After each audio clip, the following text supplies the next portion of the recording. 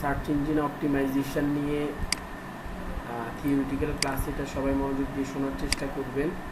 So SEO প্রথমে সবার আগে আমাদের টপিকটা হচ্ছে সার্চ ইঞ্জিন কি জিনিস। Search engine is an online tool that is design to search for website on the internet based on the users search query. Recently এখানে 4.66 বিলিয়ন ইউজার, বাট এখন বেড়ে প্রায় 5 মিলিয়ন প্লাস বিলিয়ন ইউজার রয়েছে। কিসের? Internet user রয়েছে। Internet user দের মধ্যে মোটামুটি active কত? 5 বিলিয়ন প্লাস ইউজার্স। আমরা মোটামুটি সার্চ ইঞ্জিন জানি কি, যেই অনলাইন টুলটার মাধ্যমে আমরা www ওয়ার্ল্ড ওয়াইড ওয়েবে থাকা ওয়েবসাইটগুলোর ইনফরমেশন সার্চ করে থাকি। সার্চ ইঞ্জিন নামেই বুঝতে পারতেছি এটা কি সার্চ করার জন্য ব্যবহৃত কোনো tool. So some of the search engine before Google হচ্ছে আর কি, Veronica, Gopher, Prodigy, CompuServe and jenny.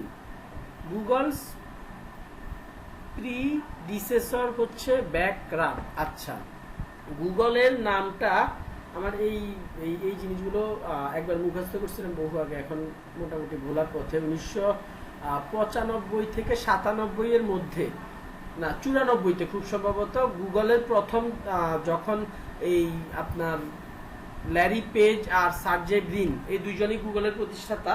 এই দুইজন মিলে, এই দুইজন ছিল হচ্ছে ইউএস এর কোন একটা ইউনিভার্সিটির পিএইচডি হোল্ডার। পপুলার যেসব ইউনিভার্সিটিগুলো ছিল ওগুলোর কোন একটা পিএইচডি হোল্ডার ছিলেন। ওনারা ওনাদের ওই যে ইয়ের জন্য, থিওরির জন্য, কি বলে এটাকে, ফাইনালে এটাকে কি বলে, আমরা যে ফাইনাল বছর এটা কি দেই ভার্সিটিতে, থিসিস। হ্যাঁ, এক্স্যাক্টলি, থিসিসের জন্য হচ্ছে ওরা একটা সার্চ ইঞ্জিন ডেভেলপ করে। তো অন্যান্য সার্চ ইঞ্জিনগুলা, অন্যান্য ওদের আগেও সার্চ ইঞ্জিন ছিল কিছু, এই যে এই আর কি, ভেরোনিকম, এরা সার্চ করতো বেসিক্যালি ওয়েবসাইটের সাথে, মানে ইউজার যে কিওয়ার্ডটা দিত। সার্চ আমরা কিভাবে করি এটা একটু আবার রিকল করি। আমরা আমরা এই যে সার্চ ইঞ্জিনের মধ্যে এসে কোনো একটা কিওয়ার্ড লিখি, কিওয়ার্ড লিখে কি সার্চ দেই। তো এই গুগলের মানে ব্যাকরাবের আগের যে সার্চ ইঞ্জিনগুলো ছিল ওগুলো ডিরেক্ট ওয়েবসাইট, ওয়েব পেজের মধ্যে এই কিওয়ার্ডটাকে খুঁজে বের করতো। আমি লিখলাম হচ্ছে ধরেন হোন্ডা। এই আগের সার্চ ইঞ্জিনগুলো সার্চ করলে হোন্ডা লেখাটা কোন কোন ওয়েবসাইটে আছে সেটা খুঁজে বের করতে অনেক সময় নিত, আস্তে ধীরে লোড হয়ে সে রেজাল্টটা দেখাতো। বাট এই ব্যাকরাব যে সার্চ ইঞ্জিনটা বানানো হলো সেটা বেসিক্যালি ফোকাস ছিল হচ্ছে ব্যাকলিংকের ওপর। সেটা বেসিক্যালি মেইন প্রায়োরিটি ছিল হচ্ছে ব্যাকলিংক। আচ্ছা, ব্যাকলিংক কি আমরা সবাই জানার কথা না? ব্যাকলিংক জিনিসটা কি? একটা ওয়েবসাইটের সাথে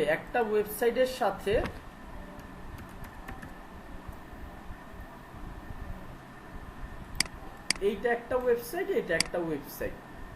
একটা ওয়েবসাইটের এই দুইটা ওয়েবসাইটেরই অবশ্যই দুইটা আলাদা আলাদা কি ইউআরএল আছে, অবশ্যই দুইটা আলাদা আলাদা কি ইউআরএল রয়েছে। সো যেটা করা হয়, এই ওয়েবসাইটের লিঙ্কটা আমরা যদি এই ওয়েবসাইটে কোথাও এনে অ্যাড করি, এই ওয়েবসাইটের লিঙ্কটা ধরেন, এই লিঙ্কটার নাম হচ্ছে www.link1.com, এইটার নাম হচ্ছে www.link2.com। এখন আমরা যদি এই ওয়েবসাইটটার এই পেজটা, অথবা এই ওয়েবসাইটের আন্ডারে তো অনেকগুলো পেজ থাকতে পারে, যে কোনো একটা পেজ এনে যদি এই ওয়েবসাইটটার মধ্যে কোথাও রাখি, www.link2.com, তখন এই ওয়েবসাইটটা একটা ব্যাকলিংক পায়। কোন ওয়েবসাইটটা? লিংক টু ওয়েবসাইটটা একটা ব্যাকলিংক পায়। কার কাছ থেকে? লিংক 1 এর কাছ থেকে। লিংক 1 এর কাছ থেকে একটা ব্যাকলিংক পায়। আচ্ছা, এখন আবার একটু এইখানে ফিরে আসি। এই ব্যাকরাবের কাজ ছিল, সে প্রথমে প্রায়োরিটি দিত যখন গুগলে কোনো কিছু হোন্ডা লিখে সার্চ করা হয়। ব্যাকরাব মানে গুগলের ফার্স্ট ভার্সন যেটা ব্যাকরাব, এইটাতে যখন সার্চ করা হতো সে কিওয়ার্ডটাকে কম গুরুত্ব দিত। কিওয়ার্ডটাকে গুরুত্ব অবশ্যই দিত, কিওয়ার্ডের সাথে ম্যাচের, মানে অন্য কোন ওয়েবসাইটের মধ্যে হোন্ডা লেখা আছে এইটাকে গুরুত্ব দিত, ঠিক আছে। বাট এইটাকে গুরুত্ব দেওয়াটাই হচ্ছে মেইন কাজ, তাই না? আপনি হোন্ডা লিখে সার্চ দিয়েছেন, অবশ্যই চাইবেন কি হোন্ডা রিলেটেড যত ওয়েবসাইট আছে সেগুলোই রেজাল্ট হিসেবে আসুক, রাইট? গুগলের ওই ব্যাকআপটা কি করতো? এইটাকে গুরুত্ব দিত, বাট এটা চাইতে গুরুত্ব দিত হচ্ছে কোন ওয়েবসাইটটার ব্যাকলিংক বেশি। কোন ওয়েবসাইটটার ব্যাকলিংক বেশি, যে ওয়েবসাইটটার ব্যাকলিংক বেশি সেই ওয়েবসাইটটা তত বেশি পপুলার। আচ্ছা, কেন পপুলার ভাই? আমি যে এখানে সহজভাবে বললাম যে এই ওয়েবসাইটটা যদি নিজের লিংকটা এই ওয়েবসাইটে দেয়, তাহলে এই ওয়েবসাইটটা কি একটা ব্যাকলিংক পাবে। এই ওয়েবসাইট কখনোই, এই ওয়েবসাইটটা যদি পপুলার না হয় তাহলে এই লিংকটা নিজের ওয়েবসাইটের মধ্যে রাখতে দেবে না। আমি আবারও রিপিট করি, এই ওয়েবসাইটটা যদি পপুলার না হয়, এই ওয়েবসাইটটা যদি এই লিংক 1 এর চাইতে কোয়ালিটির দিক থেকে, এসইও র্যাঙ্কিং এর দিক থেকে ভালো না হয় বা সেম না হয়, লিংক 1 কখনোই নিজের গায়ে বা নিজের ওয়েবসাইটের মধ্যে লিংক 2 কে রাখতে দেবে না। লিংক 2 কে কখন রাখতে দিবে? যখন লিংক 1 এর চাইতে লিংক 2 পপুলার হবে, স্ট্রং হবে। পপুলারিটি, স্ট্রং, এগুলো আমরা আস্তে আস্তে বুঝবো কি। তো সহজ কথা, যে পপুলার সবাই চায় যে তার সাথে কানেক্টেড থাকতে, এই জন্য কি করে পপুলার লোকের লিংকটা নিয়ে সবাই সবার নিজের ওয়েবসাইটে রাখে। এইভাবে এই সেন্স থেকে যখন ব্যাকরাবে সার্চ দেওয়া হয়, সে তো কিওয়ার্ডটাকে ফোকাস করতোই, দেখতো কোন ওয়েবসাইটটা বেশি পপুলার। যে ওয়েবসাইটটা বেশি পপুলার ওই ওয়েবসাইটটাতে মানুষজন বেশি ঢুকে, ওয়েবসাইটটাতে মানুষজন বেশি ট্রাস্ট করে। এই রকম একটা সাইকোলজি থেকে ফাইনালি এই ব্যাকরাবটা কাজ করা শুরু করে। এটা টেস্ট পারপাসে ক্রিয়েট করা একটা, মানে ওই যে থিসিসের জন্য, থিসিসের ব্যাপারটা তো আমরা কম বেশি বুঝি, যে আসলে একদম A to Z 100% কমপ্লিট কোনো রেজাল্ট দিতে হবে, ব্যাপারটা এরকম না। আপনি একদম বেসিক কোনো একটা কিছু যদি ডেভেলপ করতে পারেন, কোনো একটা থটস, কোনো একটা থিওরি যদি ডেভেলপ করতে পারেন, থিওরিটা যদি ভুলও হয়, বাট তাতে কিছু যদি সত্যতা থাকে, ট্রুনেস থাকে, তাহলেও কি ওই থিসিসটা মানে পজিটিভ থিসিস বা থিসিস হিসেবে কাউন্ট করা হয়। ঠিক একইভাবে ব্যাকরাবটা এরকম নর্মাল একটা সেন্স থেকে ডেভেলপ করা হয়েছিল, এবং দেখা গেল যে এইটা থেকে এই ব্যাকরাবের সার্চ করার যে অ্যালগোরিদম, সার্চ করার যে স্টাইলটা, সেটা অন্যদের চাইতে ভালো অ্যাকিউরেট রেজাল্ট দেয়। দ্যাটস ওয়াই এটা আস্তে আস্তে পপুলার হতে শুরু করলে। দিকে লেখাটা কই, কি ব্যাপার ফ্রেন্ডস, আমরা একটু দেখে আসি। সার্চ ইঞ্জিন গেল, তারপরে এটা হচ্ছে সার্চ ইঞ্জিন,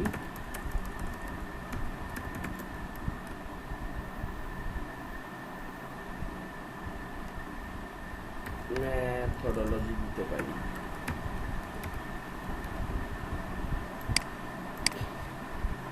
আচ্ছা, কারো কোনো কোশ্চেন থাকলে দয়া করে সাথে সাথে জিজ্ঞেস করবেন। এই সার্চ ইঞ্জিনের এসইও শেখার আগে সার্চ ইঞ্জিন কিভাবে কাজ করে এই জিনিসটা শেখাটা গুরুত্বপূর্ণ। এইটার উপরে একটা কোড, বলেন। এই যে যে কম পপুলার লিঙ্কটা, সে মানে বেশি পপুলার লিঙ্কটাকে জায়গা দিচ্ছে, তাহলে যে যার পপুলারিটি বেশি যে লিঙ্কের, সে কেন আরেকজনের মানে আরেকটা কম পপুলার লিঙ্কের ভিতরে থাকবে? সে তো তার আলাদা একটা ইয়ে করবে না, মানে এবার আমি বলি, আলাদা। এ কি করবে, এ কি করবে, এ চাইবে নিজের লিঙ্কটাকে ভালো কোনো ওয়েবসাইটের সাথে কানেক্ট করতে, তার চাইতেও পপুলার কোনোটার সাথে কানেক্ট করতে, তাই না? ব্যাপারটা জি এরকম জি। কিনা? এর চাওয়া থাকবে যে আমার চাইতে ভালো কারোর সাথে আমি কানেক্টেড থাকবো, তাহলে আমার পপুলারিটি আরো বাড়বে। এর চাওয়া হচ্ছে এর সাথে কানেক্টেড থাকবো, আমার পপুলারিটিটা বাড়বে। এইটাই হচ্ছে এই ইন্টারনেটের এসইও জগতের ব্যাকলিংক ওয়্যার বলা চলে, যে ব্যাকলিংক ওয়্যার, ব্যাকলিংক গেম। এইটা যে পপুলার তার সাথে কানেক্টেড থাকতে চায়, বাট এই ক্ষেত্রে রিলেভেন্সি খুবই ইম্পর্টেন্ট। রিলেভেন্সিটা কি? এই বিজনেসের টপিক আর এই বিজনেসের টপিক সিমিলার হতে হবে। একটা পপুলার সাইট, এই এই জিনিসটা নিয়েও মানে দুই রকমের কথা আছে। যেমন ফেসবুক, এটা একটা কি সোশ্যাল মিডিয়া, এটা কি কোনো ওয়েবসাইট না, এটা সোশ্যাল কমিউনিকেশনের জন্য একটা প্ল্যাটফর্ম। এই ওয়েবসাইটের সাথে যে কেউ কানেক্টেড হতে পারবে। ফেসবুক একটা পপুলার কি, পপুলার সোশ্যাল মিডিয়া। এটার আপনার পপুলারিটি খুব বেশি, এটার সার্চ র্যাঙ্কিং এর যেই পাওয়ারটা, যেটাকে আমরা ডোমেইন অথরিটি, পেজ অথরিটি বলি, এগুলাও খুব হাই। এগুলো নিয়ে আমি কথা বলবো। তো সবাই কি করে, এসইওর প্রথমে সবার প্রথম কাজ থাকে সোশ্যাল বুকমার্কিং, যেইখানে সবাই নিজের লিঙ্কটা ফেসবুকের মধ্যে অ্যাড করে দেয়। এটা জেনে দেয়, আবার অনেকে আপনারা আমরা কিন্তু না জেনে, মানে এসইও এখন মাত্র আজকে থেকে শুরু করলাম, বাট ফেসবুকে নিজেদের ওয়েবসাইট লিংক দেওয়ার কথা প্রথম দ্বিতীয় ক্লাসে অলরেডি বলে ফেলছি। না জেনেই এটা যে এসইওতে আমাদের ইম্প্যাক্ট ফেলবে, এটা না জেনেই আমরা বলে ফেলছি। সো এইসব সাইটগুলো, এগুলো মানে সেলিব্রিটি টাইপ এক একটা সাইট, এগুলোর সাথে আপনি যে কোনো টাইপের সাইট কানেক্ট করতে পারবেন নিজের পপুলারিটি, নিজের সার্চ র্যাঙ্কিং বাড়ানোর জন্য। এছাড়া যেগুলো আপনার কম্পিটিটর, যেগুলো আপনার রিলেটেড টপিকে কথাবার্তা বলে যে ওয়েবসাইটগুলো, সেগুলোর থেকে আপনি যদি ব্যাকলিঙ্ক নেন, সেক্ষেত্রে আপনার পপুলারিটি বাড়বে। এইখানে দেখেন এই লিঙ্কটা, লিঙ্ক 2টা লিঙ্ক 1-এ দেওয়ার কারণে লিঙ্ক 2 এরও পপুলারিটি বেড়েছে, লিঙ্ক 1 এরও পপুলারিটি বেড়েছে। লিঙ্ক 2 এর পপুলারিটি কিভাবে বাড়লো? তার ফ্যান ফলোয়ার বাড়ছে। লিঙ্ক 1 এর পপুলারিটি কিভাবে বাড়লো? লিঙ্ক 1 এর কথা হচ্ছে, আমি লিঙ্ক 2 এর সাথে যে একটা ছবি তুলে ফেলছি, লিঙ্ক 2 একটা সেলিব্রিটি, খুব মানে আপনাদেরকে সহজ ভাষায় বোঝানোর চেষ্টা করতেছি। লিঙ্ক 2 সেলিব্রিটি, আমি লিঙ্ক 1 লিঙ্ক 2 এর সাথে একটা ছবি তুলে ফেলছি, এই যে দেখেন আমি তার সাথে কানেক্টেড আছি ফেসবুকের মধ্যেও। মানে এইরকম একটা ব্যাপার স্যাপার এইভাবেই হচ্ছে এই link building, link war, link রিলেশনশিপটা এসইও ইন্ডাস্ট্রিতে চলে আসতেছে। যে পপুলার, যে সেলিব্রিটি টাইপ পপুলার, তার সাথে সবাই কানেক্টেড থাকতে চেষ্টা করে। আর যে আমার বিজনেস, যেমন আমার মোটরসাইকেল বিজনেসের সাথে ওয়ার্ল্ড ওয়াইড যত মোটরসাইকেল রিলেটেড ওয়েবসাইট আছে, আমার টার্গেট থাকবে আমি সবার সাথে কোনোভাবে কানেক্টেড হওয়া, সবার ওয়েবসাইটে কোনো না কোনোভাবে ব্যাকলিঙ্ক ক্রিয়েট করে আসা, সবার ওয়েবসাইটে কোনো না কোনোভাবে ব্যাকলিঙ্ক ক্রিয়েট করে আসা। তনিমা আপু, মোটামুটি কি বুঝতে পারছেন? জি ভাই, বুঝতে পারছি। আপনার কোশ্চেনটা কি ছিল? আমি পরে ভুলে গেছি। কোশ্চেনটা ছিল হচ্ছে, হ্যাঁ, ওইটাই যে বেশি পপুলারটা, সে তো নিজের মানে আলাদা একটা আরো বেশি পপুলার হতে চাইবে, সেটাই বলতেছি। সেটাই পপুলার হওয়ার জন্য যে সবসময় আরো পপুলার লোকের সাথে ঘুরতে হবে, ব্যাপারটা তো এরকম না। আপনাকে একটু আপনার ফ্যান ফলোয়ারও বাড়াইতে হবে, রাইট? তাই না? যত অবশ্যই কোয়ালিটিফুল ব্যাকলিং হইতে হবে। এরকম না যে আপনি গরিব কোনো ওয়েবসাইটের সাথে, কোনো গরিব যদি আপনাকে ব্যাকলিং বানায় ফেলে, নতুন একটা ওয়েবসাইট পপুলার কোনো ওয়েবসাইটের সাথে ব্যাকলিং ক্রিয়েট করলে, সেই ক্ষেত্রে পপুলার লোকটার ক্ষতি হওয়ার সম্ভাবনা থাকে। মানে রিয়েল লাইফ কেস সিনারিও যদি চিন্তা করি আমরা, যে একজন ধরেন খুব নেগেটিভ একটা লোক, বিতর্কিত শেফুদা যে এখানে যে দেখা গেছে কোন একজন পপুলার সেলিব্রিটির সাথে ছবি তুলে ফেললো, এতে করে কি হবে? এই লোক বিতর্কিত হয়ে যাবে না, যে হেলেনা জাহাঙ্গীরের সাথে বিতর্কিত একটা ব্যাপার স্যাপার ক্রিয়েট হয়ে গেছে এইরকম। ব্যাপারটা এরকম, মানে এই জিনিসগুলো মানে আমি যেভাবে আপনাদের শুনে হয়তো বা হাস্যকর লাগতে পারে, বাট এইরকম রিয়েল লাইফ লজিকের উপর বেস করে এসইও অ্যালগোরিদমটা ডেভেলপ হওয়া। ভাইয়া বলেন। আমরা তো অনেক সময় তো আছে, অনেক ওয়েবসাইটে তো এই লিংক বিল্ডিং করতে দেয় না, এরকম আছে না? দেয় ভাই, দেয় না অবশ্যই। এখন ওইসব যেসব ওয়েবসাইট লিংক বিল্ডিং করতে দেয় না, ওইটা কি করার মতো কোনো অপশন আছে যেটা না, দিয়ে কোনো মাধ্যমে যে করা যায়? দেয় না ভাই, যে যে কারোর সাথে কানেক্টেড হতে চায় না তার সাথে কানেক্টেড হওয়া কোনোভাবেই সম্ভব না। আমি বললাম কি লিঙ্ক টু এর পাওয়ার লিঙ্ক ওয়ানের চাইতে বেশি, বাট কি লিঙ্ক ওয়ানের সাথে কানেক্টেড থাকলে লিঙ্ক টু এর কিছুটা বেনিফিট আছে। এখন লিঙ্ক টু যদি বলে যে না ভাই আমি পপুলার, আমি কারোর সাথে কানেক্টেড হব না, সেই ক্ষেত্রে লিঙ্ক টু সার্ভাইভ করবে জাস্ট হচ্ছে ট্রাফিক দিয়ে, লিঙ্ক টু এর পপুলারিটি দিয়ে। লিঙ্ক টু এর কথা হচ্ছে আমি এতটাই পপুলার ভাই, আমার কারোর সাথে কানেক্টেড থাকার দরকার নাই, আমি একাই 100, লাইক হিরো আলম। তাকে কেউ দেখতে পারে না, বাট সে কিন্তু পপুলার, তার ওয়েবসাইট বলেন তার ভিডিও বলেন ব্যাপক ভিজিটর ঢুকে, ব্যাপারটা এইরকম। তার সাথে তাকে কেউ নিতেও চায় না, সে প্র্যাকটিক্যাল লাইফে হিরো আলমের সাথে কেউ ভিজিট করতে গেলে হিরো আলম লাফায় যাবে, বাট কিছু ওয়েবসাইট আছে যারা নিজেরাও ব্যাকলিং নিতে চায় না, কারোকে দিতেও চায় না। ওকে, আশা করি মোটামুটি আর কি মাথার ভেতর দিয়ে ঢুকতেছে আপনাদের। যাদের না ঢুকতেছে তারা ভিডিওটা দেখবেন, আর কারো কোনো কোশ্চেন অ্যানালাইসিসের সাথে সাথে করবেন। আচ্ছা, এখন এই সার্চ ইঞ্জিনের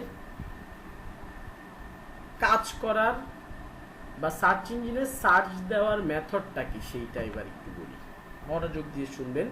search engines can differ from one to another in their ways of providing the answers to the user, but all of them are built on the three fundamental principles. এইখানে বলা হয়েছে সহজ কথা, প্রত্যেকটা সার্চ ইঞ্জিন এই তিনটা ফান্ডামেন্টালের উপর base করে কাজ করে, যদিও তাদের রেজাল্ট দেওয়ার ওয়েটা ডিফারেন্ট। আপনি how to learn digital marketing এটা লিখে গুগলে সার্চ দিবেন, ইয়াহুতে সার্চ দিবেন, বিংয়ে সার্চ দিবেন, তিনজন আলাদা আলাদা রেজাল্ট দেখাবে। তিনজন কি আলাদা আলাদা রেজাল্ট দেখাবে, কারণ কেন? জি ভাই বলেন।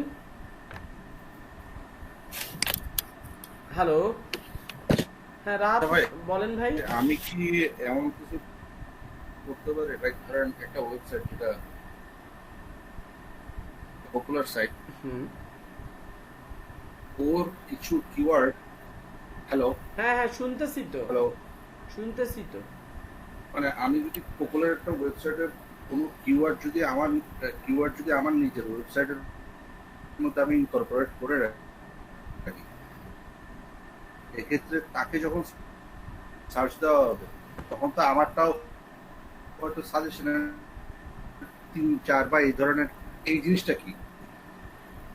আচ্ছা ভাইয়া, প্রথম কথা হচ্ছে কিওয়ার্ড নিয়ে আমরা আগামী ক্লাসগুলোতে কথাবার্তা বলবো। তারপর আপনি যেহেতু কোশ্চেন করছেন, আমরা এটার উত্তর দিতে পারি, এটা আমরা ইউজ করতে পারি। যেমন একটা এক্সাম্পল দিয়ে, আমার একটা লোকাল জুতার ওয়েবসাইট আছে, আমি ওই ওয়েবসাইটটার মধ্যে অ্যাডিডাস, এরপরে নাইক, এই কিওয়ার্ডগুলো রাখতেই পারি, কোনো সমস্যা নেই। এগুলো রাখলেই যে আমারটা নাইক দিয়ে সার্চ দিলে আমারটা আসবে, অ্যাডিডাস দিয়ে সার্চ দিলে আমারটা আসবে না। নাইক অ্যাডিডাস দিয়ে সার্চ দিলে অরিজিনাল ওয়েবসাইটগুলোই আসবে। আমারটা আসার চান্স থাকবে যদি ও আর আমি ছাড়া, মানে আমারটা দ্বিতীয়ত আসবে কখন, যদি ওর পরে আর কেউ এই কিওয়ার্ডটা ইউজ করে না থাকে। এখন আপনি যে টেকনিকটার কথা বলছেন, আপনি এসইও কতটুকু জানেন আমি জানি না, বাট আপনার মাথায় দেখেন এখনই এই বুদ্ধিটা চলে আসছে। ওয়ার্ল্ড ওয়াইড সবাই এই বুদ্ধিটা বা সবাই এই আইডিয়াটা ইউজ করে যে কম্পিটিটরের কিওয়ার্ড, পপুলার কিওয়ার্ডগুলো নিয়ে তারা তাদের ওয়েবসাইটে ঢুকায় ফেলে। আলটিমেটলি কি সেই কম্পিটিশন। আমার মতো আরো 100টা জুতা কোম্পানি, আমি তো লোকাল ব্র্যান্ডের কথা বলছি, বাটা কোম্পানির ওয়েবসাইটে গেলেও বাটা কোম্পানি চাইলে অবশ্যই নাইক অ্যাডিডাসের কিওয়ার্ডগুলো তারা ইউজ করতে পারবে, করে থাকে। রাত মাহমুদ ভাই বুঝতে পারছেন? হ্যালো, জি ভাই বুঝছি। ওকে, এই আইডিয়াটা কমন আইডিয়া, সবাই ইউজ করে, এই জন্য আবারও সেই কম্পিটিশনের ব্যাপারটা চলে আসে। আচ্ছা, সো সার্চ ইঞ্জিনের কাজ করার ধরনটা আমাদেরকে বুঝতে হবে। সার্চ ইঞ্জিন সবার প্রথমে ক্রলিং করে, তারপরে ইন্ডেক্সিং করে, তারপরে র্যাঙ্কিংয়ে আনে। আচ্ছা, ক্রলিং জিনিসটা কি এটা একটু বুঝি, এটা একটু মনোযোগ দিয়ে বুঝবো ভাই। Google searches the web with automated programs called crawlers. এইখানে গুগল বা এইগুলো, এই গুগল বলেন, এই ওয়েবসাইটগুলো কি দিয়ে ক্রিয়েট করা ভাই? প্রোগ্রামিং ল্যাঙ্গুয়েজ দিয়ে ক্রিয়েট করা। এখানে কোনো মানুষ, এখানে কোনো ফিজিক্যাল মেশিনের কোনো অস্তিত্ব নাই, এটা সবার প্রথমে ক্লিয়ার হয়ে নেই। এইখানে বলতেছে গুগল অটোমেটেড প্রোগ্রামের মাধ্যমে ওয়েবসাইটে সার্চ করে থাকে। এগুলাকে বলা হয় ক্রলার। এগুলাকে ক্রলারও বলে, রোবটও বলা হয়। ক্রলার, রোবট একই কথা। গুগলের ছোট ছোট প্রোগ্রাম যেগুলো অলওয়েজ কি করে, নতুন নতুন looking for the pages that are new or updated. গুগলের ক্রলাররা অলওয়েজ নিজে নিজে, এটা কেউ সার্চ দিচ্ছে, কেউ কাজ করাচ্ছে না, গুগল নিজে কিছু প্রোগ্রাম বানিয়েছে যেগুলোর কাজ হচ্ছে 365 ডেজ, মানে এটার কোনো থামাথামি নেই। অল টাইম নতুন ওয়েবসাইট অথবা পুরনো ওয়েবসাইটে কোনো আপডেট আনা হয়েছে, এই সব ওয়েবসাইটগুলোকে খুঁজে বের করা। এরপরে খুঁজে বের করার পরে ওই ক্রলারগুলো যখন দেখেন নতুন কোনো ওয়েবসাইট অথবা পুরনো আপডেটেড ওয়েবসাইট পাওয়া গেছে, তারা সাথে সাথে সেইটাকে স্টোর করে ফেলে। Google stores those page addresses, page URLs in a big list to look at later. এই ক্রলারগুলো সাথে সাথেই ওই পেজের মধ্যে নতুন কি আসছে বা ওই নতুন ওয়েবসাইটের মধ্যে কি ইনফরমেশন দেওয়া আছে সেইটা সে সাথে সাথে প্রথমেই দেখে না। তারা কি করে, এই ক্রলারগুলো সবার প্রথম হচ্ছে এই নতুন নতুন ওয়েবসাইটগুলোকে ক্রল করে যখন নতুন ওয়েবসাইট বা পুরনো ওয়েবসাইট পায়, তারা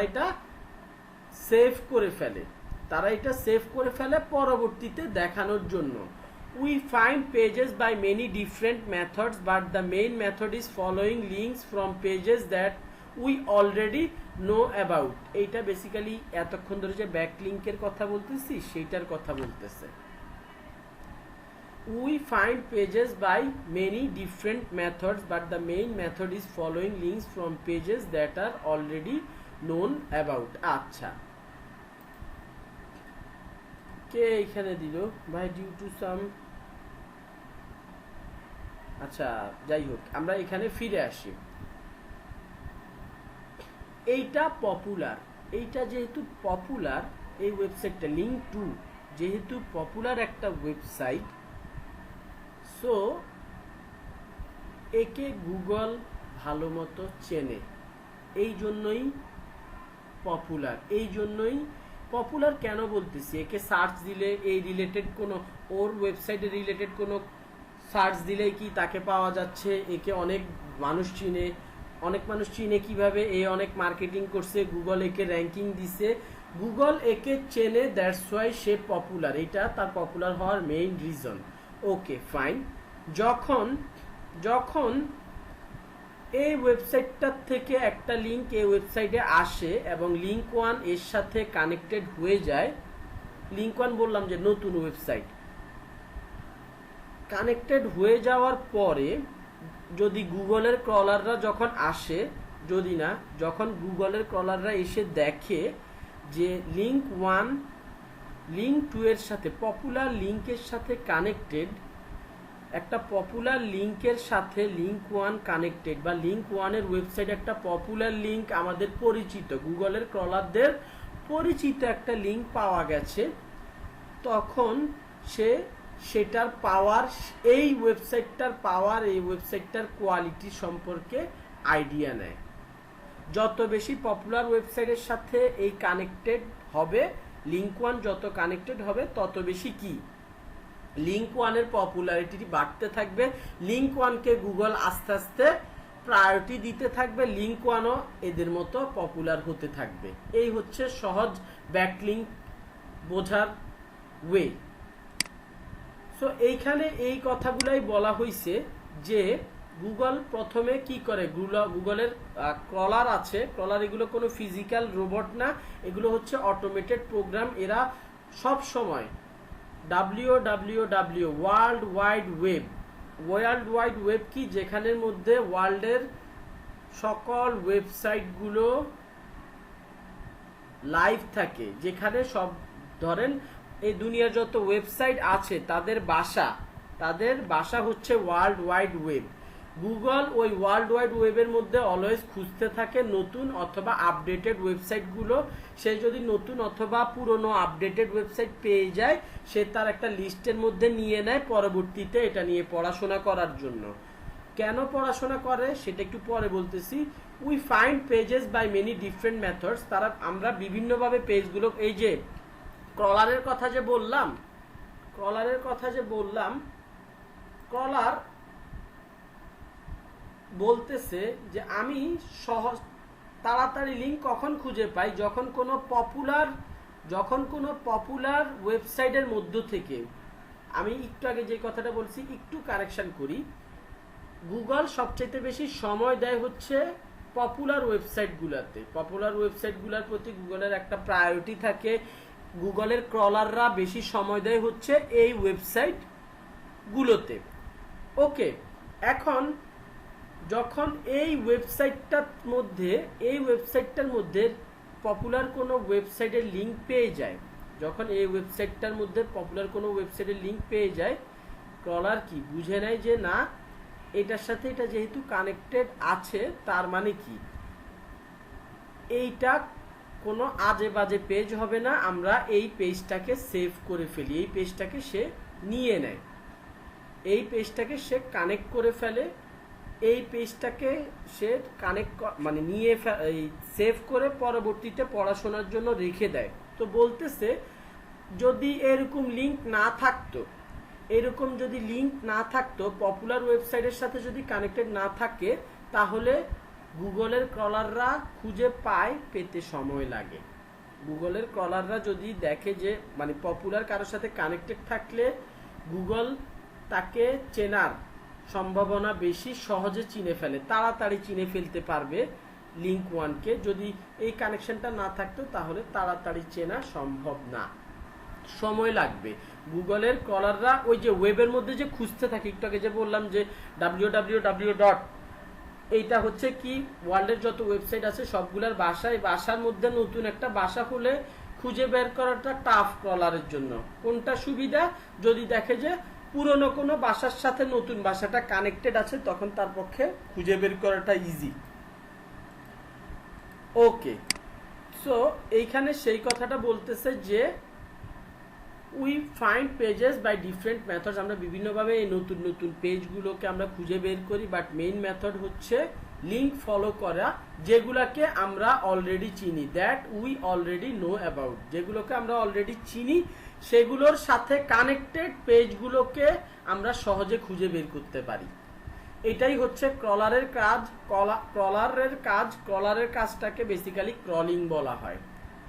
ক্রলার হচ্ছে সেই অটোমেটেড প্রোগ্রাম, এটা যে কাজটা করে সেটাকে ক্রলিং বলা হয়ে থাকে। আচ্ছা, আমাকে একটু ব্রেক দেন, আমরা আজকে ব্রেকটা একটু আগে নিয়ে নেই, 10 মিনিটের ব্রেক নিব, 7:51 বাজে, 8:01 পর্যন্ত ব্রেক নিয়ে নেই, তারপরে ইন্ডেক্সিংটা আমরা বুঝবো। আমি এখানে স্ক্রিনটা রেখে যাচ্ছি। Let's get back to the class. আচ্ছা, এখন এই ইমেজটাতে আবার একটু ফিরে আসবো কেন, লিঙ্ক আমি এখানে কি করলাম, লিঙ্ক ওয়ান যে একটু কম পাওয়ারফুল, কম পপুলার, নতুন, তার ওয়েবসাইটের মধ্যে পপুলার ওয়েবসাইটটাকে অ্যাড করলাম। এই কাজটা বেসিক্যালি করবে হচ্ছে যে কম পপুলার তারই প্যারা সেই করবে। সে আবার এইটাও চেষ্টা করতে পারে, যেটা যদিও এটাতে বিফল হয় বেশিরভাগ সময়, নিজের ওয়েবসাইট লিঙ্কটাকে www.link1.com সে এটাও চায় নিজের লিঙ্কটাকে পপুলার ওয়েবসাইটের মধ্যে রেখে আসতে। পপুলার ওয়েবসাইটটা যেহেতু এই ওয়েবসাইটটাতে হিউজ পরিমাণ ট্রাফিক ঢুকে, গুগল এটাকে ভালো মতো চেনে। দ্যাটস ওয়াই এই ওয়েবসাইটটা যদি কোনোভাবে পপুলার ওয়েবসাইটের মধ্যে নিজেকে রেখে আসতে পারে, সার্চ র্যাঙ্কিংয়ে উঠে আসার সম্ভাবনা, সার্চ র্যাঙ্কিংয়ে ফার্স্ট সেকেন্ড পেজে মানে দ্রুত র্যাঙ্ক করার পসিবিলিটি তার বেড়ে যায়। বাট পপুলার ওয়েবসাইট কখনো চায় না তার নিজের ওয়েবসাইটের মধ্যে কম পপুলার কারো মার্কেটিং করা বা কম পপুলার কোনো ওয়েবসাইটের লিঙ্কটাকে রাখা। এটা পপুলাররা চায় না। কিছু পপুলার লোকজন আছে দিলদরিয়া, তারা এটাতে মাইন্ড করে না, রাখতে দেয়। আমি যদি সহজ একটা এক্সাম্পল বলি, ফেসবুকের কথা। সে পপুলার ওয়েবসাইট, আমি চাইলে আমার ওয়েবসাইটের মধ্যে ফেসবুকেরটাকেও রেখে দেই, আমি অবশ্যই রাখি ফেসবুক পেজ হিসাবে, আমার ফেসবুক পেজটা ওয়েবসাইটের মধ্যে অ্যাড করে দেই না। ঠিক একইভাবে ফেসবুক পেজের মধ্যে কি করি, আমার ওয়েবসাইট অ্যাড্রেসটা আবার অ্যাড করে দেই, ফেসবুক নিজেই আমাকে অ্যাড করতে দেয়, রাইট? অপশন আলাদাভাবে সুন্দর মতো দিয়ে দেয় ইউর ওয়েব অ্যাড্রেস। তো এই টোটাল প্রসিডিউরটাকে বেসিক্যালি বলা হয় link building. Link BUILDING building. এগুলা এখানে দুইটা লিঙ্ক দেখতে পাচ্ছেন, এগুলা এক একটাকে ব্যাকলিঙ্ক বলা হয়। কি বলা হয়? ব্যাকলিঙ্ক। কিভাবে ব্যাকলিঙ্ক? এই ওয়েবসাইটের সাথে এই ওয়েবসাইটের ব্যাকলিঙ্ক হয়েছে, আবার এই ওয়েবসাইটের সাথে এই ওয়েবসাইটের ব্যাকলিঙ্ক হয়েছে। নিজের লিঙ্কটাকে ব্যাক করা অন্য ওয়েবসাইটে, এটাকে ব্যাকলিঙ্ক বলা হয়। এই যখন জিনিসটা দুইমুখী হয়, মানে দুইজনের সাথে ব্যাকলিঙ্ক করে, তখন সেটাকে লিঙ্ক বিল্ডিং বলা হয়ে থাকে। এটা কি বুঝতে পারছি আমরা? এই জিনিসটা কি ঢুকছে মাথায়? জি ভাইয়া, বুঝতে পারছি। ওকে, ঠিক আছে। সো আমরা মোটামুটি ক্রলিংটা বুঝলাম, ব্যাকলিঙ্ক, লিঙ্ক বিল্ডিং কি এটা মোটামুটি বুঝলাম। ইন্ডেক্সিং, আচ্ছা এইখানে আমি বলে আসছি, নতুন কোনো ওয়েবসাইট পেলে গুগল কি করে, স্টোর করে ওই ওয়েব অ্যাড্রেসটা। আচ্ছা, এখানে ইন এ বিগ লিস্টের কথা বলা হয়েছে, এটা আমি পরে মানে করতে ভুলে গেছি। গুগল কি করে, হিউজ পরিমাণ বড় একটা ডাটাবেজের মধ্যে সে ওয়েব অ্যাড্রেস, নতুন ওয়েব অ্যাড্রেসগুলোকে নিয়ে নেয়, এটাকে ক্রলিং বলে। এরপরে ইন্ডেক্সিংটা কি, Google visits the pages that it has learned about by crawling. Google ওই তার নিয়ে আসা পেজগুলো, সেভ করা পেজগুলোকে এবার সে ভিজিট করা শুরু করে, যেগুলোকে সে ক্রলিং এর মাধ্যমে নিয়ে আসেন। Tries to analyse what each page is about, এবং বোঝার চেষ্টা করে প্রত্যেকটা পেজ কি related. Google analyses the content, images and video files in the pages, trying to understand what the page is about. এটা মানে গুগল ওই পেজগুলোর কন্টেন্ট, ইমেজ, ভিডিও ফাইল যদি থেকে থাকে, সেই ভিডিও ফাইলগুলো, যে ফাইলই থাকুক না কেন, গুগল বোঝার চেষ্টা করে এই ফাইলটা কি রিলেটেড, এই পেজটা কি related. This information is stored in the Google index. যখন গুগল ওই পেজটার ব্যাপারে বুঝে যায়, গুগল যখন ওই ওয়েবসাইট, ওই পেজগুলোর ব্যাপারে বুঝে যায়, তখন সে তার ইন্ডেক্স, তার একটা লাইব্রেরির মধ্যে, তার বিশাল বড় একটা ডাটাবেজ, গুগলের পার্সোনাল ডাটাবেজের মধ্যে ওই ইনফরমেশনগুলো স্টোর করে রাখে। এবং রাখার সময় ধরেন এইটা হচ্ছে সে ওই যে তার লাইব্রেরি, আমরা লাইব্রেরির ব্যাপারটা তো জানি, এ দিয়ে যে বুকগুলাকে সাজানোর একটা সিস্টেম আছে, এ দিয়ে, বি দিয়ে, সি দিয়ে, এরকমও থাকে। আবার হিস্টোরিক্যাল বুক, ম্যাথমেটিক্স বুক, এইভাবে ক্যাটাগরি ওয়াইজ বুকগুলো সাজানো থাকে, ঠিক না? ঠিক একইভাবে এইখানেও ধরেন সে ওয়েবসাইটগুলোতে ঢুকে ওয়েবসাইটগুলো যে রিলেটেড, তার ডাটাবেজের মধ্যে ওই রিলেটেড ডাটাবেজ বা ডাটা রাখার জায়গা আছে, ওই ক্যাটাগরি, প্রত্যেকটা ক্যাটাগরি গুগলের কাছে আছে। গুগল যখনই ওই ক্যাটাগরির ধরেন ইন্ডেক্স ক্রলিং করার পরে, এটা পড়াশোনা করার পরে যখন বুঝে যে এটা এই রিলেটেড ক্যাটাগরি, সে ওই রিলেটেড ক্যাটাগরির মধ্যে রেখে দেয়। যেমন তার একটা গুগলের একটা ক্যাটাগরি আছে মোটরসাইকেল, সে মোটরসাইকেল রিলেটেড যত ওয়েবসাইট পাক সে কি করে ওটার মধ্যে রেখে দেয়। ওটার মধ্যে আবার ভাগ আছে, সে দেখে যে মোটরসাইকেলের মধ্যে আবার অনেকগুলো ব্র্যান্ড আছে, অনেকগুলো সিসি আছে, মানে অনেক ভ্যারিয়েশন আছে, সে ওই ভ্যারিয়েশন অনুযায়ী খুব সুন্দরভাবে রাখে। এই রাখার বা এইটা আমরা কম বেশি সবাই জানি যে আমরা যত ইভেন ফার্মেসির কথাও যত সুন্দরভাবে আমরা কোনো আমাদের মেডিসিন বলেন, আমাদের বইগুলোকে সাজিয়ে রাখবো, খুঁজে বের করার সময় আমাদের জন্য কি সুবিধা হবে। এই নর্মাল সেন্স থেকে গুগল কি করে, তার বিশাল ডাটাবেজের মধ্যে এই নতুন নতুন ইনফরমেশনগুলো ইন্ডেক্স করে, সেভ করে বা ইন্ডেক্স করে। This information is stored in Google index, a huge database that is stored on many computer. বলতেছে অনেকগুলা কম্পিউটারের, বেসিক্যালি অনেকগুলো কম্পিউটার না, হিউজ বলেন মানে সহজ কথা, অনেক বড় মেমোরি কার্ডের মধ্যে, অনেক বড় ডাটাবেজের মধ্যে সে এই দুনিয়ার ডাটাগুলো সেভ করে রাখে। সে আগে কেন সেভ করে রাখে, যাতে মানুষজন সার্চ দিলে সাথে সাথে অ্যান্সারটা, রিপ্লাইটা দিতে পারে।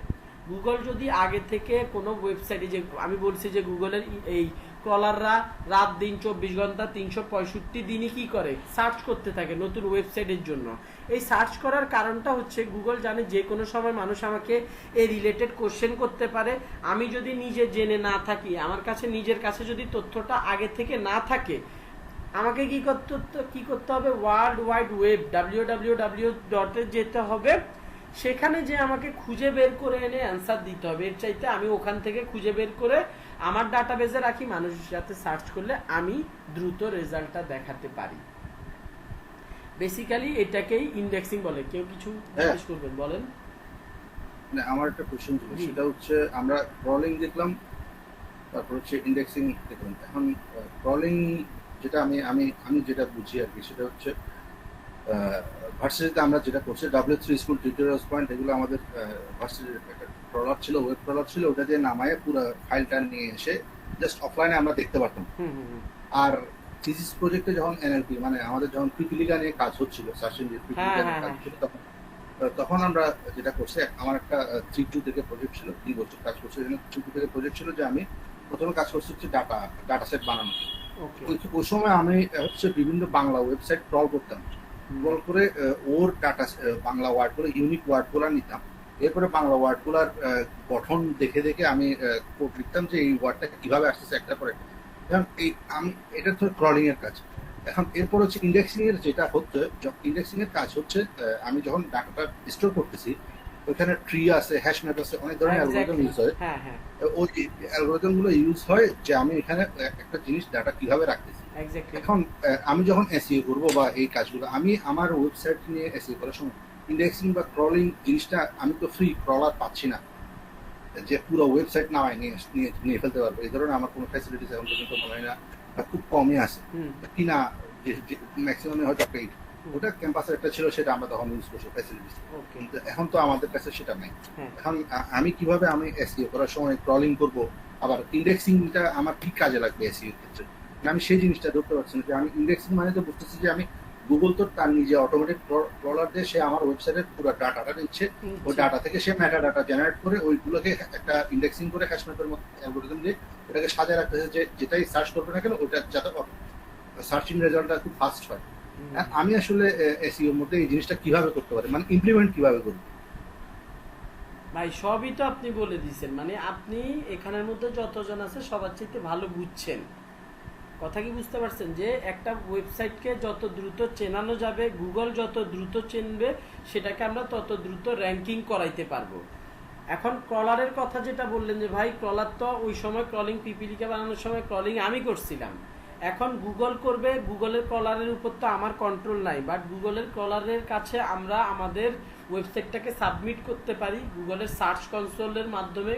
এটা গুগলের ক্রলারের ভাষা ধরেন, এই গুগল সার্চ কনসোল এই জায়গাটা হচ্ছে গুগলের ক্রলারের ভাষা। আমরা তার বাসার সামনে যাই, ভাই আমাদের নতুন ওয়েবসাইট, তুমি সময় করে আমাদের এটাকে একটু ক্রল করে পড়াশোনা করে ইন্ডেক্স করে নিও।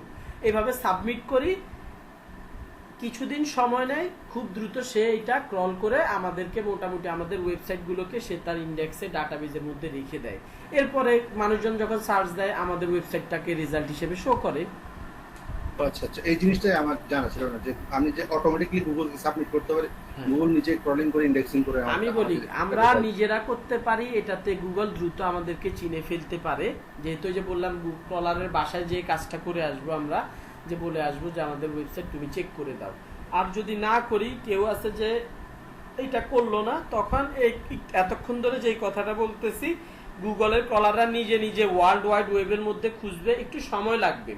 নিজে নিজে যেহেতু খুঁজতে থাকে নতুন ওয়েবসাইটের কি অবস্থা, কোন ওয়েবসাইট নতুন আসছে, পুরনো কোনো ওয়েবসাইটে আপডেট আসছে কিনা, যেহেতু এগুলো নিজে নিজে করবে, সে সময় লাগবে। বাট আপনার নতুন ওয়েবসাইটটাও 2-3 মাসের মধ্যে, ধরেন 2 মাস ম্যাক্সিমাম লাগে, বা এর চেয়ে কম সময়ের মধ্যে সে ক্রল করে ফেলবে, যদি আপনি তার কাছে রিকোয়েস্ট নাও পাঠান। কথা কি বুঝতে পারছেন? আচ্ছা আচ্ছা, এই হচ্ছে গিয়ে কথা। এখানের মধ্যে ভাই মানে আমি আপনাদেরকে একদম বেসিক লেভেলে সহজভাবে বোঝানোর চেষ্টা করছি। এই ক্রলারের মধ্যে আবার আরো কিছু মাইর প্যাচ আছে, এগুলোও আপনারা বুঝবেন আমি আশা করি। যে ওয়েবসাইট যত বেশি পপুলার, ক্রলার ওই ওয়েবসাইটে বেশি থাকে, এটাকে ক্রলিং টাইম বলে। ক্রলিং টাইম বা ক্রলার টাইম, যেই ওয়েবসাইটে যত বেশি সময় ধরে, যে ওয়েবসাইট যত বেশি পপুলার গুগলের কাছে, গুগল ওই ওয়েবসাইটের মধ্যে ক্রলারকে বেশি সময় ধরে ঘোরাফেরা করার জন্য দেয়। গুগলের কথা হচ্ছে, কোনো পপুলার ওয়েবসাইটে নতুন কোনো আপডেট আসলেই, নতুন কোনো কন্টেন্ট আসলেই সেটাকে সাথে সাথে তুমি ইন্ডেক্সিং করাবা ক্রলারকে। এই জন্য এই পপুলার ওয়েবসাইটগুলোকে ক্রলিং টাইম বেশি দিয়ে রাখে। আচ্ছা, ক্রলিং টাইম বেশি দিলে কি হচ্ছে, ক্রলাররা বেশি সময় ওয়েবসাইটে থাকতেছে এবং কোনো নতুন আপডেট আসলে সাথে সাথে সেটাকে ইন্ডেক্সিং করার প্রসেসে নিয়ে যাচ্ছে। বাট নতুন ওয়েবসাইটের ক্ষেত্রে ক্রলাররা একটা লিমিটেড টাইমের জন্য ওয়েবসাইটটাতে আসে, সে একই সাথে একটা ওয়েবসাইটের প্রত্যেকটা পেজকে ক্রল করতে পারে না, সে একটা নির্দিষ্ট লিমিটেড টাইম নিয়ে আসে। এই টাইমের ব্যাপারে কোনো ভাই কোথাও লিখা টিখা নাই, এটা একটা সিক্রেট টাইম। নতুন ওয়েবসাইটের ক্ষেত্রে কি আবার ফোন দিলা, সো কি বলতেছিলাম, নতুন ওয়েবসাইটের ক্ষেত্রে খুব কম সময় নিয়ে ক্রলাররা আসে। যেহেতু নতুন ওয়েবসাইট আস্তে আস্তে যখন পপুলার হইতে থাকে, ক্রলার তখন তার ক্রলিং টাইম বা গুগল ক্রলিং টাইমটা বাড়িয়ে দেয়, যে তুমি আস্তে আস্তে এই ওয়েবসাইটটাতে বেশি সময় ধরে থাকো, এই ওয়েবসাইটটা নতুন, এই ওয়েবসাইটটা পপুলার হচ্ছে, নতুন নতুন আপডেট আসছে, তুমি এই আপডেটগুলো যত দ্রুত সম্ভব পারো ইন্ডেক্সিং করে ফেলো বা সেভ করে ফেলো তোমার ডাটাবেজের মধ্যে। গুগল এই জন্য পপুলার, কারণ গুগল কেন পপুলার হয়েছে, গুগল পপুলার হয়েছে আমরা যা সার্চ দিই তাই গুগলের কাছে পাই। এই পাওয়ার ব্যাপারটা গুগল এনশিওর করতেছে কিভাবে, আমি সার্চ দিব কি দিব না পরের ব্যাপার, নতুন কোনো ওয়েবসাইট বের হইলে সে সাথে সাথে ওইটার ডেটাকে, ইনফরমেশনটাকে আপডেট করে ফেলতেছে, যাতে করে আমি সার্চ যদি আরো 20 বছর পরেও দেই, সাথে সাথে সাথে যেন সে সেটা দেখাতে পারে। এইটা হচ্ছে গিয়ে, এই জন্য হচ্ছে গুগল আমরা ইউজ করে থাকি। কারো কোনো কনফিউশন থাকলে দয়া করে এই জিনিসগুলো বুঝে, মানে জিজ্ঞেস করে বুঝে ফেলেন। Finally serving search results ranking, প্রথমে ক্রলিং করলো নতুন আপডেটেড ওয়েবসাইট, নতুন ওয়েবসাইট অথবা আপডেটেড ওয়েবসাইটগুলোকে খুঁজে বের করলো, এখানে সেই ওয়েবসাইটগুলোকে নিয়ে গুগল পড়াশোনা করলো, এবং পড়াশোনা করার পর সে তার একটা লাইব্রেরি, বিশাল লাইব্রেরির মধ্যে সুন্দর মতো রেখে দিল। এবং finally when a user performs a Google search, Google tries to determine the highest quality results. The best results have many factors including things such as user's location. Okay, Google চোখ বন্ধ করেই রেজাল্ট দিয়ে দেয় না। আমি একটা ইনফরমেশনের ব্যাপারে search দিলাম বাংলাদেশ থেকে, আরেকজন ইউএসএ থেকে সার্চ দিল, দুইজনই দিলাম best motorcycle in the world, বা best location, best coffee shop near me, best coffee shop in the world, best coffee shop. আমরা ইউজাররা কি করি, আর শেষে নিজেদের লোকেশনটা বলে দেয়, best coffee shop in Dhaka, best coffee shop in Dhanmondi, বাইরের ওয়ার্ল্ডের মানুষরা best coffee shop in California নির্দিষ্ট লোকেশন দিয়ে দেয়। সবার জন্য রেজাল্ট কি সেম থাকে? অবশ্যই সেম থাকে না। এই কথাই বলতেছে বেস্ট রেজাল্টগুলো বিভিন্ন জিনিসের উপর রেসপন্স করে, ইউজারের লোকেশন, ইউজারের ল্যাঙ্গুয়েজ, ইউজার ডিভাইস ডেস্কটপ থেকে আসে নাকি ফোন থেকে আসে সেটাও সে চেক করে। ইভেন প্রিভিয়াস কোয়ারিজ, তার কোয়ারিজটাকে, তার কোশ্চেনটাকে বোঝার জন্য আগে কি কোশ্চেন করছিল সেইটার দিকেও গুগল চোখ রাখে। একটা ইউজারের ব্যাপারে বোঝার জন্য, ইউজারের সার্চ ইন্টেন্ট বোঝার জন্য সে কি করে আগের রেজাল্টগুলোকেও, আগে যে সার্চ দিছিলাম আমি সারাদিনে 2-3 বার গুগলে সার্চ দেই, প্রত্যেকটা সার্চের সময় সে আগের সার্চটা কি রিলেটেড ছিল ম্যাচ করে দেখার চেষ্টা করে যে কোনো সিমিলারিটি পায় কিনা। এইভাবে করে গুগল কিন্তু মানুষের বিহেভিয়ার ট্র্যাক করে। একটা মানুষ কোন রিলেটেড সার্চগুলো বেশি করে থাকে সেটা বুঝে ফেলে। সাপোজ আমি যে একজন ডিজিটাল মার্কেটার, এইটা আমার এই ল্যাপটপটা বলেন, এই স্মার্টফোনটা বলেন, তাদের বোঝা শেষ, গুগলের বোঝা শেষ যে এই লোক এইটা নিয়েই কাজ করে, এইটা নিয়েই কথা বলে। For example, searching for bicycle repair shop would show different answers to a user in Paris than it would be a user in Hong Kong. Google does not accept payment to rank pages higher and ranking is done algorithmically. বলতেছে Google কোনো টাকা পয়সা নেয় না, এটা algorithm সূত্র অনুযায়ী এই কাজটা হতে থাকে। আর এখানে ওই কথাটাই বলছে, বাইসাইকেল রিপেয়ার শপ দিয়ে সার্চ দিলে হংকং এর জন্য এক রেজাল্ট দেখাবে, প্যারিসের জন্য আরেকটা রেজাল্ট দেখাবে। ওকে, সো আমরা যদি কোনো কিছু লিখে সার্চ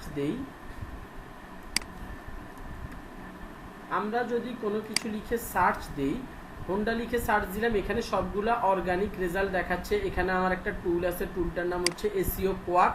এইটার মাধ্যমে অনেক ইনফরমেশন দেখা যায়। আমি আস্তে আস্তে ইনফরমেশনগুলো ডিএস টিএস এগুলোর কথা বলবো। এরপর আরো কিছু এদিকের মধ্যে 2-1টা ইনফরমেশন। র্যাঙ্কিং ওয়ার্ল্ডের মধ্যে এটা হচ্ছে 433 নাম্বার, 4.33K, মানে কি 4333 সামথিং টাইপের, বা 300, হ্যাঁ 3300, মানে ওয়ার্ল্ডের মধ্যে এইটা এত নাম্বার র্যাঙ্কিং এর একটা ওয়েবসাইট। টোটাল ওয়ার্ল্ডের মধ্যে এততম ওয়েবসাইট হচ্ছে এইটা র্যাঙ্কিং এর দিক থেকে। ওকে, এখানে 1, 2, 3 ওয়াইজ এখানে আমরা ওয়েবসাইট দেখতে পাচ্ছি। এগুলো সবগুলো কি অর্গানিক রেজাল্ট। আমরা কিন্তু পেইড রেজাল্টও চিনি, তাই না? পেইড রেজাল্ট আমরা যেহেতু গুগল অ্যাডস করে ফেলছি, সো আমরা পেইড রেজাল্টের ব্যাপারটাও জানি। ওয়েব হোস্টিং এগুলো হচ্ছে পেইড রেজাল্ট, এগুলো টাকা দিয়ে অ্যাডগুলো দেখানো হয়েছে। এরপরের থেকে, এই অ্যাডের পরের থেকে যে রেজাল্টগুলো দেখাচ্ছে এগুলো বেসিক্যালি হচ্ছে কি অর্গানিক রেজাল্ট, এসইওর মাধ্যমে আসা রেজাল্ট। এগুলো গুগল বলতেছে এগুলো করার জন্য কোনো টাকা পয়সা আমরা নেই না, এগুলো র্যাঙ্কিং, বিভিন্ন র্যাঙ্কিং ফ্যাক্টর আছে সেগুলোর উপর বেস করে আর কি হয়ে থাকে। আশা করি বুঝতে পারছেন। আচ্ছা তো ভাইয়া বলেন।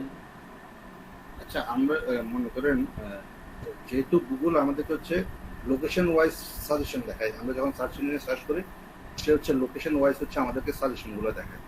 এখন আমি যদি বাইরের কোনো ক্লায়েন্ট, লাইক ধরেন ইউরোপের কোনো পেজের এসইও করি, তাহলে সেক্ষেত্রে কি আমার রেজাল্টের সাথে ওর সার্চের রেজাল্টের, ওর কাজটা যদি আমি করি, মানে আমি বাংলাদেশ থেকে করি, সেক্ষেত্রে আমি বাংলাদেশে বসে যে সার্চটা দেখতেছি, রেজাল্টটা দেখতেছি, ও কি ইউকে বা ইউএসএ তে বসে কি সেই রেজাল্টটা কি পাবে কিনা, বা ডিফারটা আসলে কেমন হবে? আপনি কি, আপনার কথা হচ্ছে ক্লায়েন্ট কোন দেশের? ক্লায়েন্ট হচ্ছে ভাই ইউকের ক্লায়েন্ট। আপনি এসইওটা কোথায় করতে চান, ইউকের জন্য না বাংলাদেশের জন্য? আমি ইউকের জন্য করব। ইউকের জন্য করলে তাহলে যা যা করবেন সব ইউকে রিলেটেড ওয়েবসাইট নিয়ে করতে হবে। মানে আপনি ট্রাফিকটাও চান ইউকের, দ্যাটস ওয়াই ইউকের আপনি ব্যাকলিংক করবেন ইউকেতে যত কোম্পানিগুলো আছে। ধরেন আপনি ইউকের এই কোন একটা রিয়েল এস্টেট বিজনেস নিয়ে আপনি রিয়েল এস্টেট বিজনেসের কাজ পেলেন, ইউকের রিয়েল এস্টেট বিজনেসের কাজ পেলেন। সো ইউকেতে যত রিয়েল এস্টেট বিজনেস আছে আপনি সেগুলোর সাথে ব্যাকলিংক ক্রিয়েট করতে হবে। আপনার ট্রাফিক আপনি ফেসবুকে শেয়ার করবেন, বাংলাদেশি কোনো ফেসবুক পেজে গ্রুপে শেয়ার করলে হবে না আপনার ওয়েবসাইটটা। আপনাকে করতে হবে কোথায়, ওই ইউকের যত পপুলার সাইট আছে সেইখানে। আপনি যখন গুগলকে প্রথম অবস্থায় বুঝিয়ে দিবেন যে আমার ট্রাফিক দরকার ইউকের, আমার ট্রাফিক দরকার ইউকের, গুগল এটা সবসময় বোঝার চেষ্টা করে যে এই ওয়েবসাইটটা কোন ধরনের ট্রাফিক চাইতেছে, এটা বোঝানোর দায়িত্ব আমাদের মার্কেটারদের। প্রথম অবস্থায় আমরা চেষ্টা করি যে ওয়েবসাইটটাতে যেই কান্ট্রির জন্য ভিজিটর চাচ্ছে সেই কান্ট্রির ভিজিটর ঢুকাতে। গুগল আস্তে আস্তে বুঝে নেয় যে এই লোকের জাস্ট ইউকের ভিজিটর দরকার। কথা কি বুঝতে পারছেন? এখন আপনি যদি বলেন যে ভাই আমি তার রেজাল্টটা কিভাবে দেখব, গুগলের ওই যে কান্ট্রিটা চেঞ্জ করে ভিপিএন দিয়ে আপনি ওই কান্ট্রির জন্য রেজাল্ট আপনি দেখতে পারেন। কাজটা করতে হবে ইউকের ওয়েবসাইটগুলোকে টার্গেট করে, যাতে করে ট্রাফিক সব ইউকে থেকে আসে। ওকে, আচ্ছা এইবার আসি হচ্ছে সার্চ ইঞ্জিন। আমরা মোটামুটি সার্চ ইঞ্জিন কিভাবে কাজ করে সেটা বুঝতে পারছি। এবার সার্চ ইঞ্জিন অপটিমাইজেশনটা কি, এখানে অনেক কথাবার্তা লেখা আছে, আমি সেইটা বলবো না, মানে এখানে সময় বেশি যাবে, আমাদের হাতে অত সময় নেই। সার্চ ইঞ্জিন অপটিমাইজেশনটা কি, আপনার ওয়েব হোস্টিং রিলেটেড ওয়েবসাইট, আপনি চান যে আপনার ওয়েবসাইটটা ফার্স্ট পেজে আসুক, এই আনার জন্য সার্চ ইঞ্জিনের অনেক রিকোয়ারমেন্ট আছে। সার্চ ইঞ্জিনের রিকোয়ারমেন্টে যে সার্চ ইঞ্জিনে এতক্ষণ ধরে কিভাবে কাজ করে আমরা কিন্তু বুঝতে পারছি, তাই না? সো এই কাজটাকে বোঝার পরে সার্চ ইঞ্জিনের কিছু রিকোয়ারমেন্ট আছে, সার্চ ইঞ্জিনের কিছু র্যাঙ্কিং ফ্যাক্টর আছে। র্যাঙ্কিং ফ্যাক্টর মানে কি, সার্চ ইঞ্জিন অনেকগুলো না বলে সহজে বলে দিই, 200+ ফ্যাক্টরের উপর বেস করে একটা ওয়েবসাইটকে র্যাঙ্কিং দিয়ে থাকে। সার্চ ইঞ্জিন 200+ ফ্যাক্টরের উপর বেস করে একটা ওয়েবসাইটকে র্যাঙ্কিং দিয়ে থাকে। ওই র্যাঙ্কিং ফ্যাক্টরগুলোকে মোটামুটি আমাদের সবগুলা 200টা বুঝতে পারতেছেন ভাই, এতগুলো আমাদের মেনটেন করা পসিবল না। কিছু অটোমেটিক্যালি, কিছু আপনি জানেন না অটোমেটিক্যালি পূরণ হয়ে যাবে, কিছু জানার পরও আপনি ফুলফিল করতে পারবেন না। একটা আরেকটার সাথে ফ্যাক্টরগুলোর মধ্যে অনেকগুলোই একটা আরেকটার সাথে কন্ট্রোভার্সিয়াল, একটাকে আপনি পজিটিভ করতে গেলে আরেকটাতে নেগেটিভিটি চলে আসবে। দ্যাটস ওয়াই 200টা ফ্যাক্টর কেউ পজিটিভ করতে পারে না, যে যতগুলা পারে পজিটিভ করার চেষ্টা করে। এই ফ্যাক্টর, র্যাঙ্কিং ফ্যাক্টরগুলোকে আমরা যতটুকু পারি বোঝার চেষ্টা করব, জানার চেষ্টা করব, সেগুলো আমরা আমাদের ওয়েবসাইটের মধ্যে ইমপ্লিমেন্ট করব।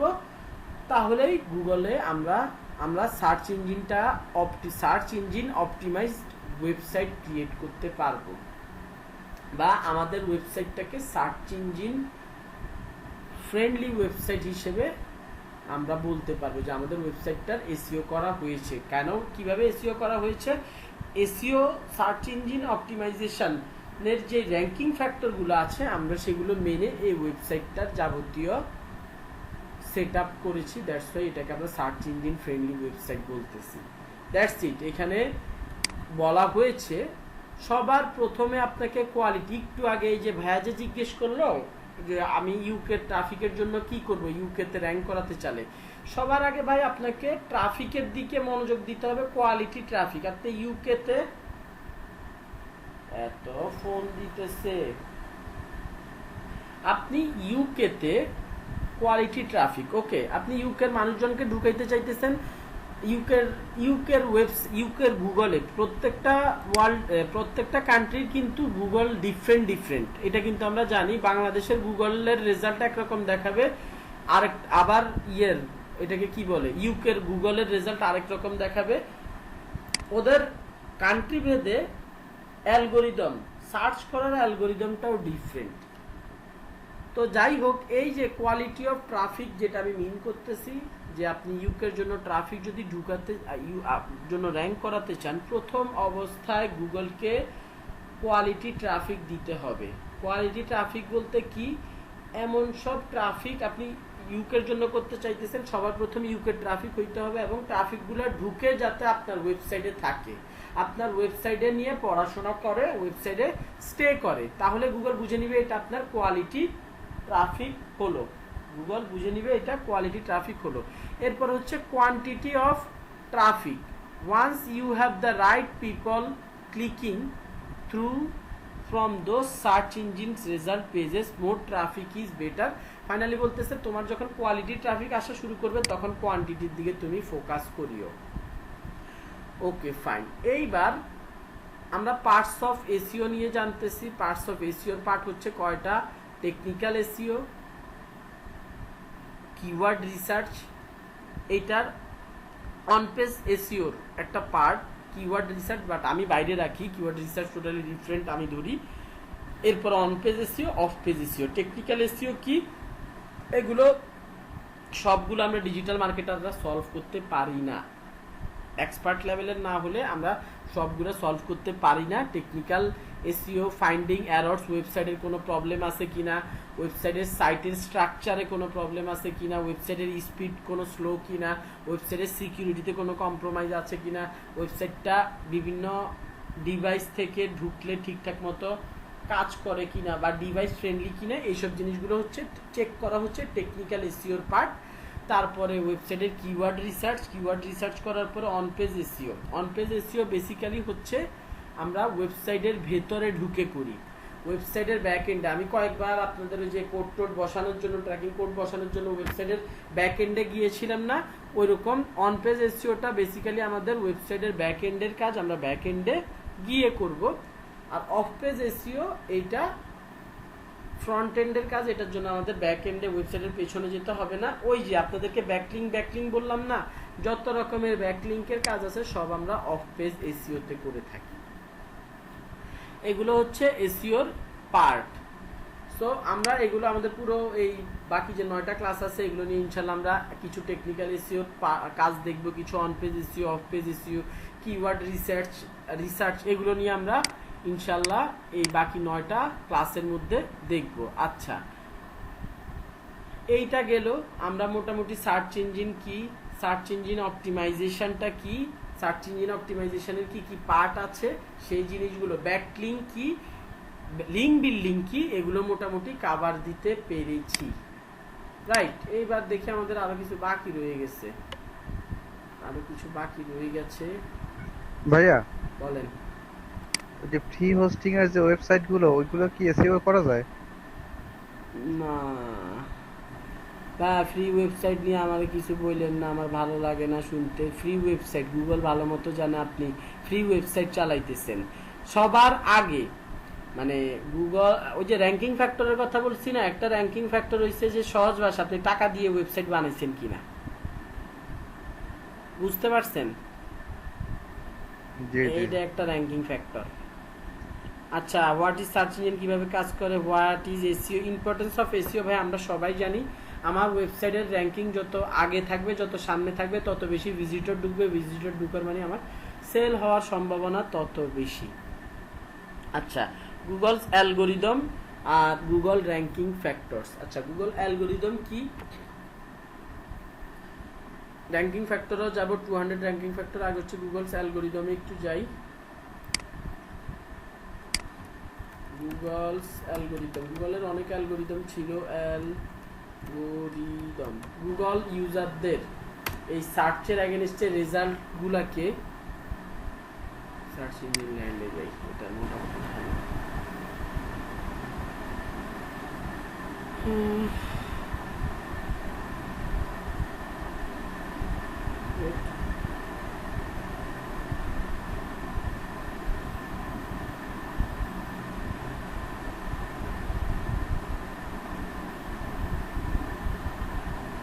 আচ্ছা, ক্লান্ত হয়ে গেছি আজকে কথা বলতে বলতে।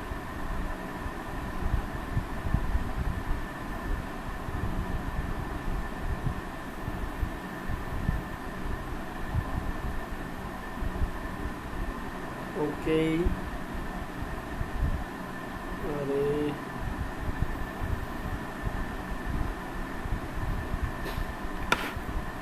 ওকে, অ্যালগোরিদম হচ্ছে সেই সব অ্যালগোরিদমগুলোকে সহজ ভাষায় আমরা সূত্র বলতে পারি, যেই সব সূত্রগুলো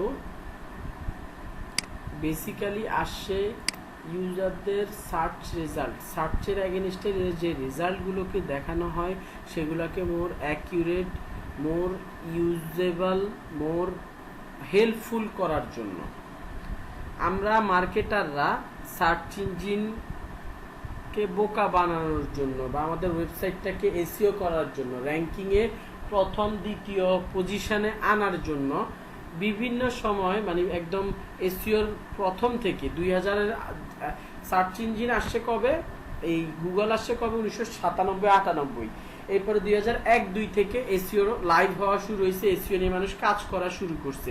সেই থেকে মানুষজন গুগলকে বোকা বানানোর জন্য, গুগলকে কনফিউজ করার জন্য বিভিন্ন রকমের টেকনিক অ্যাপ্লাই করে আসছে। গুগল সেই টেকনিকগুলোকে হ্যান্ডেল করার জন্য বিভিন্ন সময় বিভিন্ন আপডেট এনেছে। এই আপডেটগুলো যখন চোরা মার্কেটারদের বা আনইথিক্যাল মার্কেটারদের ক্ষতি করেছে তখন এগুলোকে বলা, ওই মার্কেটাররা বলেছে গুগলের পেনাল্টি। আর যখন আবারও রিপিট করি, আনইথিক্যাল মার্কেটার যারা গুগলকে কনফিউজ করে সার্চ ইঞ্জিন র্যাঙ্কিংয়ে প্রথম দ্বিতীয় তৃতীয় পজিশনে এসেছিল এবং গুগল এটা তাদের অ্যালগোরিদমের মাধ্যমে যখন ধরতে পেরেছিল তখন তাদের ওই সব ওয়েবসাইটগুলোকে সাথে সাথে রিমুভ করে দেওয়া হয়েছে, র্যাঙ্কিংয়ে নিচে নামিয়ে দেওয়া হয়েছে। সো যারা এই ক্ষতিটার সম্মুখীন হয়েছে তাদের কাছে এই আপডেটগুলো পেনাল্টি। আর যারা এগুলোর মাধ্যমে লাভবান হয়েছে, অনেক মার্কেটার ছিল যে তারা ফাঁকি ঝুঁকিতে ছিল না, তারা ফাঁকি কিভাবে দিতে হয় জানে না, জানতো না, বুঝতো না, দ্যাটস ওয়াই তারা গুগলের যত রুলস রেগুলেশন আছে সেগুলো মেনে তারা সার্চ ইঞ্জিন অপটিমাইজ করতো, এসইও করতো। তখন তারা কি করতো, ওই যে চোরা ওয়েবসাইটগুলো কি আস্তে আস্তে র্যাঙ্কিংয়ে পড়ে যেত আর তারা র্যাঙ্কিংয়ে উপরে উঠতে থাকতো, তখন তারা এগুলোকে পজিটিভ চেঞ্জেস বা পজিটিভ আপডেটস বলতো। এই একই আপডেটগুলোকে কেউ পেনাল্টি বলতো, কেউ অ্যালগোরিদম বলতো। এখন 8টা মেজর আপডেটের কথা এখানে বলা হয়েছে, আমি খুব শর্টকাটে বলার চেষ্টা করব। সবার প্রথম, এখন গুগল আপডেট নিয়ে খুব একটা বেশি কথাবার্তা বলে না, বাট 2011 সাল থেকে প্রথম, তারা 2011 সালের আগেও তারা বহু আপডেট আনছে, বাট মোটামুটি মেজর কিছু আপডেট 2011 সাল থেকে আনা শুরু করছে। এগুলো আপনাদের নিজেদেরকে পড়তে হবে, 2-4টা আমি নিচ থেকে আর কি আপনাদেরকে এখন এক্সপ্লেইন করে দিচ্ছি। সবার প্রথম হচ্ছে পান্ডা আপডেট কবে আসছে দেখতে পারতেছেন, হ্যাজার্ডস। এই পান্ডা আপডেট কেন আসছে, কোন কোন প্রবলেমগুলো সলভ করার জন্য আসছে সেইটার কথা এখানে বলা হয়েছে। ডুপ্লিকেট, প্ল্যাগারাইজড অর থিন কন্টেন্ট বলতেছে কপি করা, অন্যজনের থেকে কপি করা, তারপরে অন্যজনের থেকে কিছু যে প্ল্যাগারিজম আপনারা মোটামুটি জানেন যে কিছু কপি করে এডিট মডিফাই করে কন্টেন্ট নিয়ে আসা, অথবা থিন কন্টেন্ট, খুবই লো কোয়ালিটির কন্টেন্ট, ইউজার জেনারেটেড স্প্যাম, বিভিন্ন টাইপের স্প্যামিং ইউজার র্যাঙ্কিংয়ে আসার জন্য। আমরা আস্তে আস্তে বুঝবো স্প্যামিং জিনিসটা কি, এসইওতে কিওয়ার্ড স্টাফিং এটাও বুঝবো। র্যাঙ্কিংয়ে আসার জন্য অতিরিক্ত পরিমাণে কিওয়ার্ড ইউজ করা, এইসব থ্রেডগুলোকে হ্যান্ডেল করার জন্য পান্ডা আপডেটটা আসছে। পান্ডা আপডেটটাকে বলা হয় the panda algorithm update assigns a so-called quality score to web pages. This score is then used as a ranking factor. Initially the effects of Panda score were mild, but in January 2016 সাল থেকে it was permanently incorporated with Google core algorithm. Since then update rollouts have become more frequent, so both Panda penalties and recoveries now happen faster. So এই আপডেটটা আসার পরে প্রথম দিকে এটা দুর্বল ছিল, 2016 সাল থেকে এটা মোটামুটি অ্যাক্টিভ হয়ে গেছে। এখন এইটার কারণে, এটা আমরা জানি, এখন গুগলে কপি করা কন্টেন্ট, এটা আচ্ছা আপনারা নাও জানতে পারেন, গুগলে এখন আর কপি করা কন্টেন্ট বা আপনি কোন একটা স্পিনিং টুল দিয়ে, আপনি রিরাইটিং টুল দিয়ে আপনি চেঞ্জ করে দিলেন কন্টেন্টটা, লো কোয়ালিটির কন্টেন্ট, গ্রামারটা আমার ভুল, আপনি খুব কঠিন গ্রামার ইউজ করছেন, গুগলের মতে 8 গ্রেড মানে কি, ক্লাস 8-এর যেই ইংরেজি ওয়েবসাইটগুলোতে সেই লেভেলের ইংরেজি লেখা থাকতে হবে। আপনি যদি কঠিন গ্রামার ইউজ করেন, কঠিন কন্টেন্ট ইউজ করেন, আপনি র্যাঙ্কিং হারাবেন। সো ওই সব জিনিসগুলোকে হ্যান্ডেল করার জন্য এই পান্ডা আপডেটটা আসছে। এখানে একটা টুলের কথা বলা হয়েছে, যেখানে বলা হচ্ছে ডুপ্লিকেট টাইটেল, ডুপ্লিকেট মেটা ডিসক্রিপশন। এটা দিয়ে আপাতত খেয়াল না করি, এগুলো এখন বুঝবো না আমরা। এবার আসি পেঙ্গুইন আপডেট। পেঙ্গুইন আপডেটের কাজ ছিল হচ্ছে দেখেন, spammy or irrelevant links with over optimised anchor text. Anchor text কি আমরা পরে বুঝবো। বলতেছে যে অপ্রয়োজনীয় বা অতিরিক্ত লিঙ্কিং করা, অপ্রয়োজনীয় অথবা অতিরিক্ত র্যাঙ্কিং করা। আপনার ওয়েবসাইটের মধ্যে আপনি র্যাঙ্কিং করানোর জন্য অতিরিক্ত পপুলার ওয়েবসাইট এনে ঢুকায় রাখছেন, এক পেজের মধ্যে 4টা-5টা আপনি পপুলার ওয়েবসাইট এনে ঢুকায় রাখছেন। অতিরিক্ত যে স্প্যামি লিঙ্কিং, এই ব্যাপারটাকে হ্যান্ডেল করার জন্য পেঙ্গুইন আপডেটটা এসেছিল। এটা কিভাবে কাজ করে, Google Penguin objective is to down back sites whose backlinks look unnatural. এই যে আমি মাত্র বললাম যে অতিরিক্ত পরিমাণে ব্যাকলিঙ্ক থাকার মানে কি, এটা একটা আনন্যাচারাল ব্যাপার স্যাপার। This update put an into low effort link building, link buying links from link farms and PBNs. একটা সময় ওই যে বললাম না, আনইথিক্যাল মার্কেটাররা কি করা শুরু করলো, বিভিন্ন লিঙ্ক বিক্রি করার ফার্ম, মানে এসইও এতটা জনপ্রিয় হয়ে গেছিল 2005 সাল থেকে, 5 সালের পর থেকে আলাদাভাবে কোম্পানি খুলে ফেলছে লিঙ্ক বিক্রি করার জন্য। লিঙ্ক বিক্রি করার জন্য আলাদাভাবে কোম্পানি মানুষজন খুলে বসছিল, এবং বিভিন্ন ওয়েবসাইটের মালিকরা ওইসব কোম্পানিগুলো থেকে লিঙ্ক কিনতো লিঙ্ক ফার্মস থেকে। সো ওইগুলাকে হ্যান্ডেল করার জন্যই হচ্ছে এই পেঙ্গুইন আপডেটটা আনা হয়।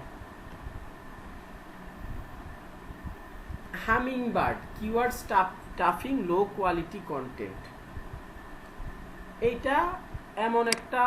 এইটা বেসিক্যালি আনা হয়েছিল যখন রিলেভেন্ট কন্টেন্টের শর্টেজ পড়ছিল।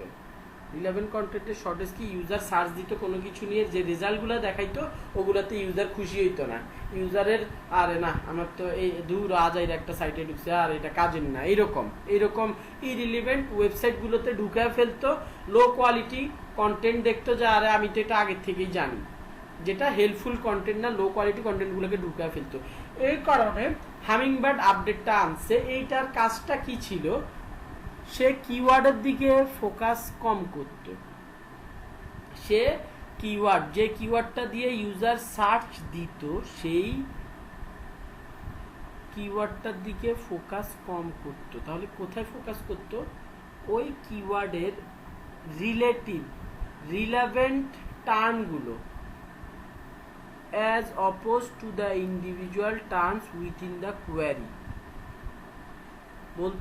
বলা হচ্ছে যে কিওয়ার্ডের যে, এখানে একটু দেখেন, বেটার ইন্টারপ্রেট সার্চ করে, যেই কোশ্চেনটা গুগলের এই অ্যালগোরিদমটা হামিংবার্ড অ্যালগোরিদমটা কি করত, সার্চ কোয়ারিটাকে বোঝার চেষ্টা করত, ইন্টারপ্রেট করার চেষ্টা করত, and provide results that match searcher intent as opposed to individual terms with the query.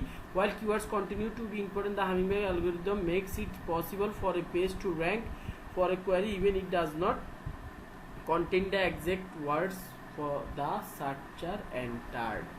বলতেছে এই অ্যালগোরিদমটা আসার পর কিওয়ার্ডের চাইতে কিওয়ার্ডের মিনিংটা, কিওয়ার্ডের আশেপাশের শব্দগুলো যদি লম্বা কোনো কিওয়ার্ড হয়, আমি একটু কিওয়ার্ডের ব্যাপারে বলে আসি আপনাদেরকে, যদি এটা আগামী ক্লাসের টপিক। কিওয়ার্ড, এটা গুগল অ্যাডসের ক্ষেত্রেও বলে এসেছিলাম আপনাদেরকে, যে কিওয়ার্ড আমি যদি একটা ওয়ার্ড দেই সেটাও একটা কিওয়ার্ড, আবার যদি আমি অনেকগুলো ওয়ার্ড লিখি, হোন্ডা এক্সগ্রেড প্রাইস ইন বাংলাদেশ, এইটাও কিন্তু একটাই keyword.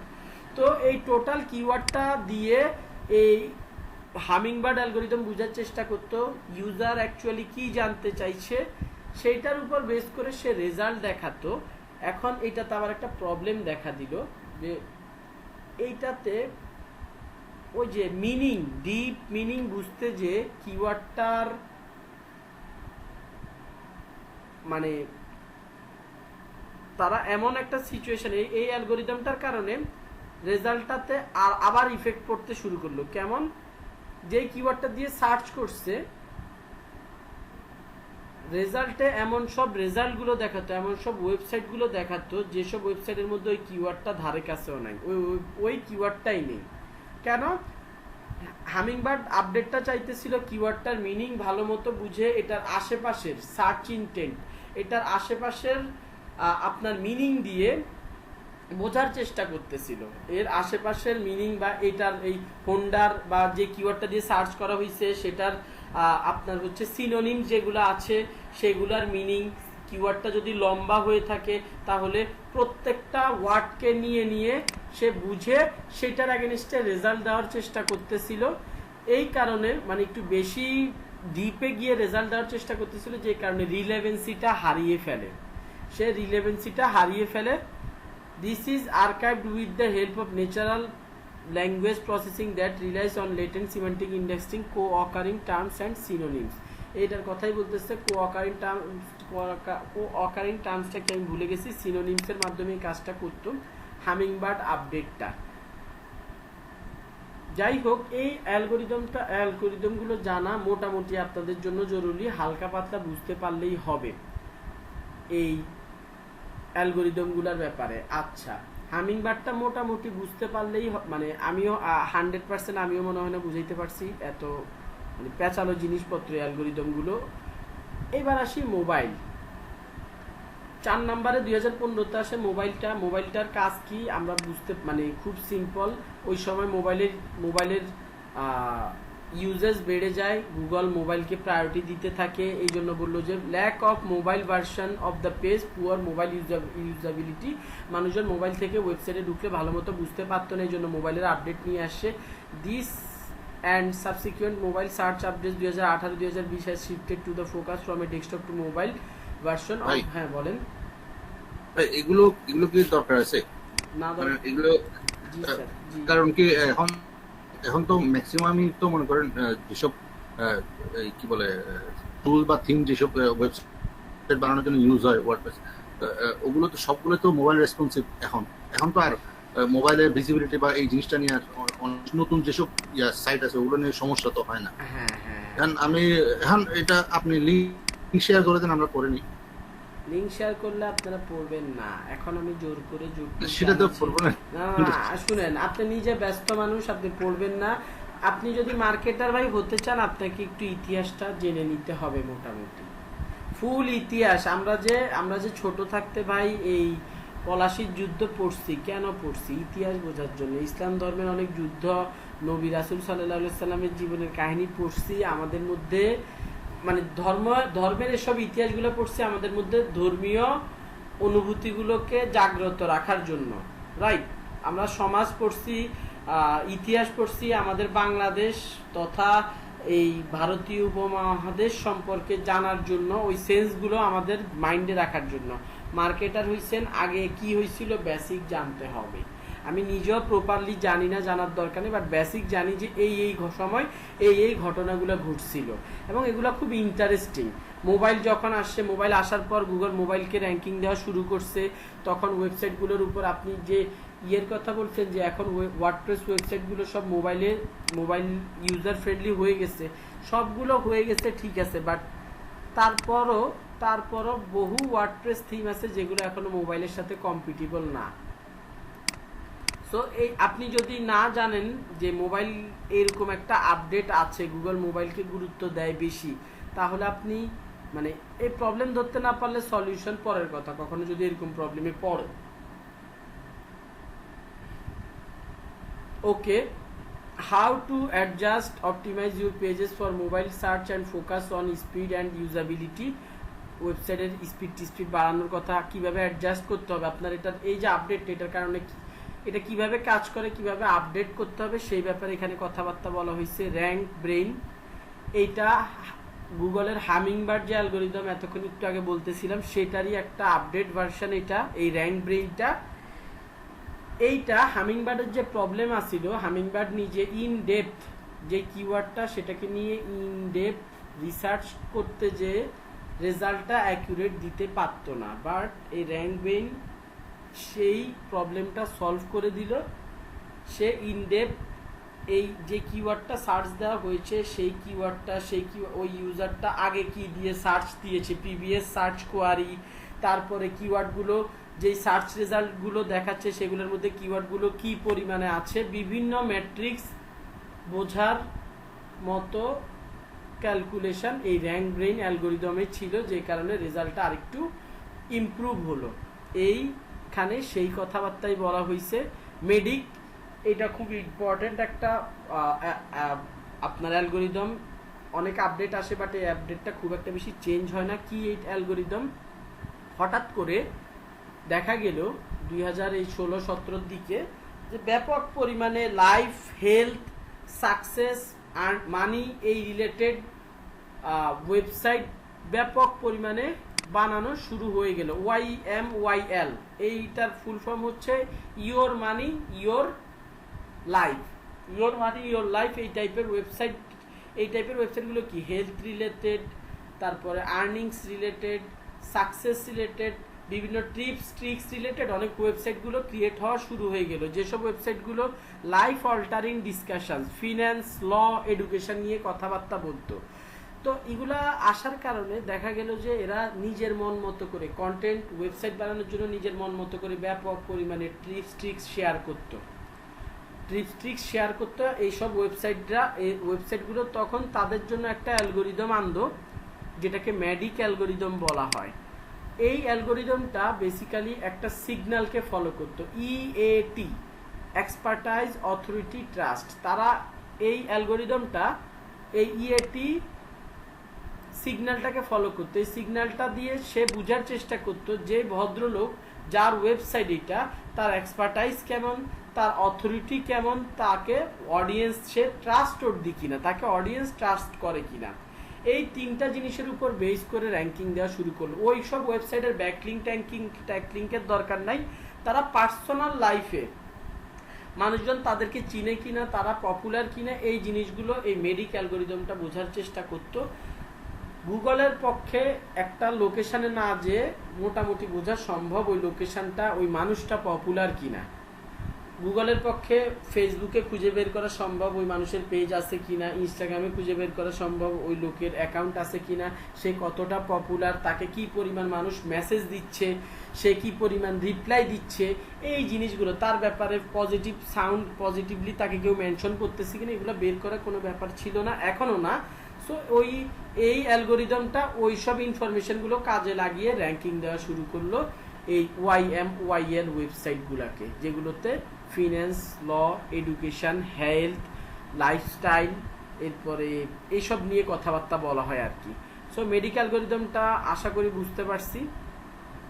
But অ্যালগোরিদমটা poor written contents আবারও আপডেট আনছে সবসময়, যতই মানে এই আপডেটগুলো আপনাদের মনে হতে পারে যে ভাই একবার একটা আপডেট আনছে আবার চেঞ্জ করতেছে কেন? গুগল বা যে কোনো কোম্পানি চাই সবসময় তাদের সার্ভিসটাকে বেটার দেওয়ার জন্য। গুগলের আরো অনেক কম্পিটিটর ছিল। গুগলের আগে আমরা সবাই ইয়াহুতে সার্চ দিতাম, রাইট? গুগল এত জলদি এতটা পপুলার কিভাবে হলো? সে সবসময় কাস্টমারকে প্রায়োরিটি দিত, ইউজারের সার্চের এগেনস্টে বেস্ট রেজাল্টটা দেওয়ার চেষ্টা করতো, সেটার উপর বেস করে ভাই এত অ্যালগোরিদম আনা, এত আপডেট আনা। সো সে বলতেছে যে ফাইনালি আবার বার্ট অ্যালগোরিদম আনলো 2019 সালে, যেটা সলভ করতে হচ্ছে poorly written content, lack of focus, lack of context. Specific কোনো ফোকাস ছাড়া, মানে কোনো কনটেক্সট না ধরে, কোনো স্ট্রাকচার ফলো না করে শুধুমাত্র ওয়েবসাইটে কন্টেন্ট ঢোকানোর জন্য ঘাস লতা পাতা ঢোকানোর মতো একটা ব্যাপার স্যাপার, যে হাবিজাবি কথাবার্তা লিখে ওয়েবসাইট ঢোকানোর যে ব্যাপারটা ছিল সেই জিনিসগুলোকে হ্যান্ডেল করার জন্য বাট আসলো। The Google algorithm uses natural processing technology to better understand search query interpret text. এইটা এই র্যাঙ্ক ব্রেইন যে আপডেটটা সেইটারও আরেকটু আপডেটেড ভার্সন। র্যাঙ্ক ব্রেইন আপডেটের কারণে আবার কিছু র্যাঙ্ক ব্রেইন আপডেটটা আসার কারণে কিছু বাজে ওয়েবসাইট পড়ে গেল। তারপরে আবার দেখলো গুগল যে না, এখনো পর্যন্ত অনেক পুয়ার কোয়ালিটির ওয়েবসাইটগুলো বেঁচে আছে, সে তাদেরকে আবারও আটকানোর জন্য এই বার্ট অ্যালগোরিদমটা আনা হয়। এবং ফাইনালি কোর আপডেটস, এরপরে থেকে গুগল আর আপডেটের নাম দেয় না। এই পর্যন্ত 1 to 7 পর্যন্ত আমি ডিফারেন্ট আপডেটের নাম বলেছি, বাট এরপরে থেকে গুগল আর আপডেটের ব্যাপারে বলে না। এই যে একটা মজার ব্যাপার হচ্ছে, এইখানে তো আপনি আপডেটটা কি, হ্যাজার্ড, তারপরে হাউ ইট ওয়ার্কস, এদিকে এইসব জিনিসপত্র পড়তে পারতেছেন, রাইট। ওর এরপরের থেকে 2017 সালের পর থেকে 2019 সালে আপডেটটা আসছে, বাট 2017 সালের থেকেই তারা মাথায় নিয়ে নিছে মানুষকে আর তাদের আপডেটের ব্যাপারে বলবে না যে আমরা এই আপডেটটা আনছি, আমরা এই চেঞ্জেসগুলো আনছি, এই চেঞ্জেসগুলা এই ফ্যাক্টরগুলোকে ইম্প্যাক্ট করবে এই ব্যাপারে, মানে তারা তাদের সব আপডেটগুলোকে সিক্রেট করে ফেললো। তারা তাদের আপডেটের নাম কোর আপডেট দিয়ে দিল। এরপরে গুগলে যত আপডেটই আসুক না কেন সবগুলোকে কোর আপডেটই বলা হয়। সবগুলার কাজই ছিল কোয়ালিটি, কন্টেন্ট, রিলেভেন্সি, কিওয়ার্ডের সাথে এই ব্যাপারগুলোকে মেনটেন করা, এই ব্যাপারগুলোকে হ্যান্ডেল করা। ওকে, সো এই ছিল মোটামুটি গুগলের অ্যালগোরিদম রিলেটেড কথাবার্তা। আপনাদেরকে লিঙ্কটা দিয়ে দিচ্ছি, সময় করে যদি মন চায় আপনারা পড়বেন না, পড়লে আপনাদের জন্য ভালো আর কি। যদি ভুল করে পড়ে ফেলেন আপনাদের জন্য ভালো। কিন্তু আমি এখানে কই গেল, মেসেঞ্জার বাটনটা কোথায় গেল আমি তো দেখতে পাচ্ছি না। এই যে, তো আমি দিয়ে দিচ্ছি, যদি পড়েন আপনাদের জন্য ভালো। যাক, অনেকেই দেখি ভেঙে গেছে, ঘটনাটা কি। আজকে এতটুকু পর্যন্ত থাকুক। এখানে যে র্যাঙ্কিং ফ্যাক্টরসটা আছে সেটা নিয়ে ইনশাল্লাহ আগামী ক্লাসে কথা বলবো, এবং keyword type, research, free and paid মেথডগুলো নিয়ে ইনশাল্লাহ কথা বলবো। অলরেডি বলে ফেলছি কিওয়ার্ড রিসার্চ নিয়ে টুকটাক কথাবার্তা গুগল অ্যাডসে। আগামী ক্লাসে ইনশাল্লাহ আবার আরো কিছু অ্যাড করা হবে। আজকে এতটুকু। Just one question. Yes. So far, how many classes are now left 9. in this course? 9. 9 more, or total is 9? 11. Total 11. Okay, so total is 11 and we are on 9, right? Total 11 with me, 9 class remaining. So 9 classes are remaining with you? Yes. Okay. Thank you. Okay. আচ্ছা, আরেকটা কথা হচ্ছে, আপনাদেরকে বলছিলাম আমি আগামী ক্লাসটা মানে মঙ্গলবারে, মানে কালকে ক্লাসটা নিব না, আগামী মঙ্গলবারে ক্লাসটা নিব। আমার তো আপনারা বলা হয় নাই, আমার তো আবার কোভিড পজিটিভ ধরা পড়ছে। ক্লাস নিতেছি ঠিক আছে, কিন্তু খুব উইক আমি তো। এই আগামীকালকে ক্লাসটা নিচ্ছি না ইনশাল্লাহ। আগামী সপ্তাহের মঙ্গলবারে, আই রিপিট, আগামী উইকের মঙ্গলবারে ক্লাসটা নিব, যে ক্লাসটা আমি পোস্টপোন করেছিলাম। ওকে, ঠিক আছে ভাই। ওকে, Can you say the condition, Sani? Sorry, I didn't get you. I have already postponed a class, right? And Right. I told that I will be taking the class tomorrow, but now this is postponing Okay. again. I will be taking the class next week Tuesday. Okay. Next week Tuesday. That's it. Got it.